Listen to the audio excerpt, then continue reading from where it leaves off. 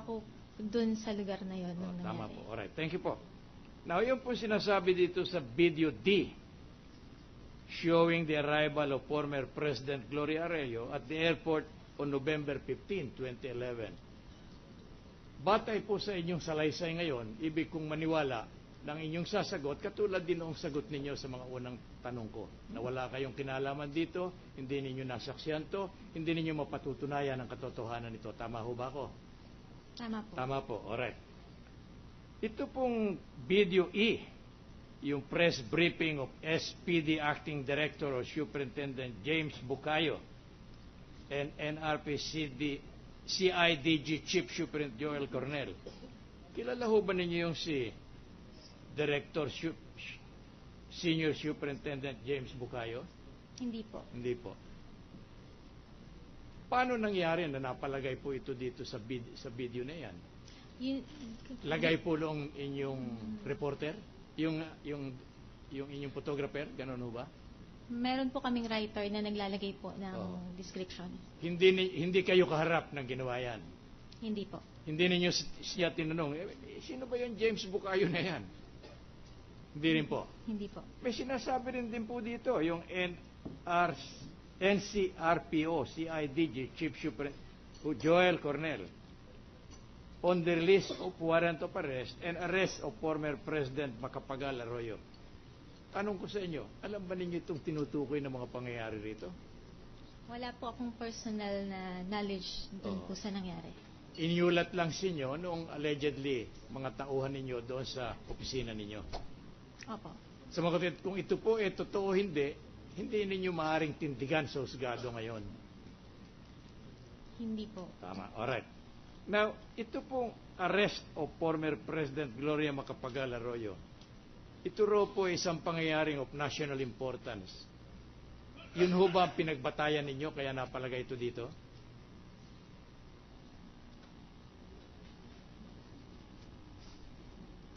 O wala kayong kinalaman din dito? Wala po. Ang katotohanan, nalaman lang ninyo na naaresto si kagalang-galang na President Arroyo dahil yun na nakalagay sa papers at ibinabalita sa radyo. Tama ho ba yun? Tama po. Pero kung paano siya naaresto, kung kailan at kung saan, hindi ninyo matitindigan sa harap ng kagalang-galang na hukumang ito. Tama ho ba? Tama po. Ito po sinasabi nitong video showing, paragraph F, Supreme Court spokesman Maides Marquez on November 16 in Head Start. Hindi rin po ninyo nasaksihan ito? Hindi po. Batay, ito pong nakalagay ditong statement, wala kayong kinalaman po rito. Naglagay nito, yun lang empleyado ninyo. Yung statement po, ako po ang naglagay. Ito po, itong video showing court spokesman Maides Marquez on November 16, 2011. Tama ho ba yan? Opo. Kayo naglagay nito? Liwanag Saan niyo po? Hindi po yun yung nilagay ko po. Pwede pong pakiulit. Meron pong nakalagay dito sa video F, ano po? Video showing Supreme Court spokesman Maides Marquez on November 16 in Head Start, ANC. Kayo ho ba naglagay nito? Your Honor, may we ask the defense counsel to please show the video that he is asking the witness to identify? You made her identify all these things. Subpoena. I'm just reading from the subpoena. Exactly. You answer. You would like the witness may answer, Silos. Your Honor, yung nabasa niyo po ay yun po yung nakalagay sa subpoena. Hindi po yun yung nanggaling sa amin na description. Wala kayong kinalaman dyan. Ibig sabihin, wala kayong participation, hindi kayo naglagay niyan, at hindi niyo alam kung paano napalagay yan dyan. Tama ho ba? Hindi po. Ano pong hindi? Hindi niyo alam? Hindi ko po alam. Ayun. Now, yung sa mga kapatid po, itong tinutukoy ditong showing spokesman Maides Marquez on November 16, 2011, hindi, alam ba ninyo kung ano yung conference na yun na tinutukoy dito? Baka sakali alam ninyo, pakisabi nga ninyo sa kagalang-galang na hukuman. November 16. Ayun po nakalagay dito, binabasa sa ko. Head Start. Opo. Hindi, wala kayong kinalaman dyan. Wala po. Wala, alright. Yung pong isa, yung video showing the press briefing of Midas Marquez on November 21, 2011. Hindi rin ninyo alam to. Wala rin po ako doon personal. Yung press briefing na yon naganap na, hindi naman ninyo nasaksihan in person. Hindi po. Alright. Hindi ninyo nadinig si Attorney Marquez making the press briefing. Hindi po. Yung lugar na pinaganapan ng press briefing, hindi rin nyo alam. Hindi po. So, summarizing your statement now, I'm inclined to believe that you came here only to identify the various compact dishes that were presented by the prosecution. Objection, Your Honor.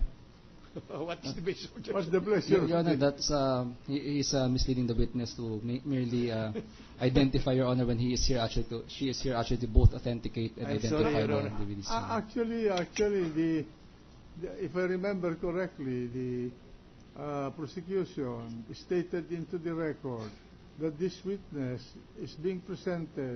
was being presented to identify and authenticate certain Exactly, Your Honor. electronic DVDs. discs. Yes, Your Honor. I think 6 or 7 of them. Seven, Your Your Honor. Honor. All right. And that's actually what she did. Isn't it? So, Yes, sir. see my answer. Go ahead. Pwede pong pakiulit Witness yung may tanong. answer. Sa mga tweet po, pagkakaunawa ko sa kabuuan ng inyong deklarasyon ngayong hapon sa kagalang-galang na hukuman, parang humarap kayo dito para lang i-identify yung mga ano ba tawag doon? Identify dishes. at i-authenticate yung mga Compact dishes. pitong compact dishes na ipresenta ng prosecution sa iyo. Tama po. Oh, yun.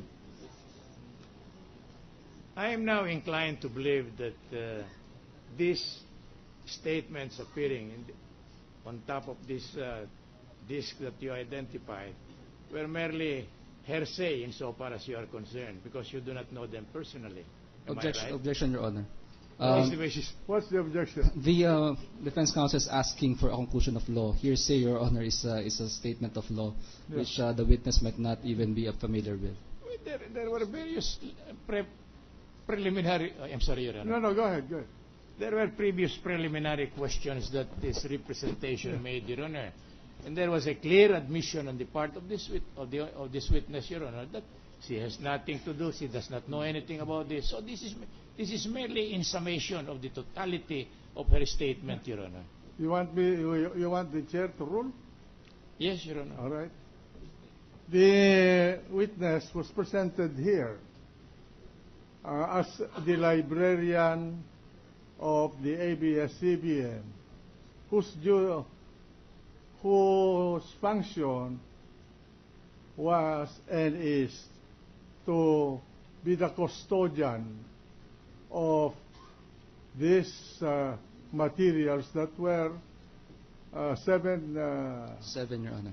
DVDs, DVDs, electronic discs Yes, Your Honor. that were presented here and which she identified and authenticated.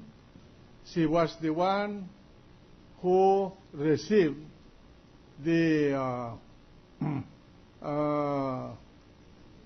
The CF, CF cards for each of these video clips or compact discs. And she was also the one who released them for the purposes of this proceeding. Is that correct, Madam Witness? That is correct. Okay. Now, she is therefore competent to testify about the existence of these materials which are in her custody.